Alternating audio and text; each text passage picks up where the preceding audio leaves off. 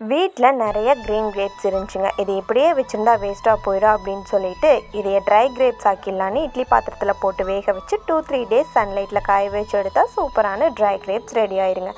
எனக்கு இந்த ப்ரெக்னென்சி டைமில் நல்லாவே ஸ்வீட் மேலே கிரேவிங்ஸ் இருந்துச்சு. ஏன்னா நிறையா பேர் பலகாரம் கொண்டு வருவாங்க.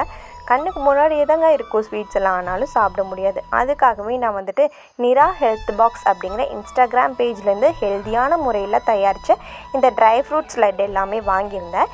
இவங்கக்கிட்ட பார்த்துட்டிங்கன்னா mixed balls, seeds balls, golden balls, power பைட்டுன்னு நிறைய நட்ஸ் வச்சு சூப்பரான முறையில் டேஸ்டியாக ஹெல்த்தியாக தயாரித்து சேல் பண்ணிகிட்ருக்காங்க. ஸோ நம்ம அன்ஹெல்தி முறையில் ஸ்நாக்ஸ் வாங்கி சாப்பிட்றதுக்கு இந்த மாதிரி ஹெல்தி ஆப்ஷன் போகிறது எவ்வளவோ பெட்டருங்க. ஸோ வீட்டில் இருக்க குழந்தைகளுக்கெல்லாம் தாராளமாக வாங்கி கொடுக்கலாம். டேஸ்ட் உண்மையாகவே ரொம்பவே நல்லாயிருக்கு.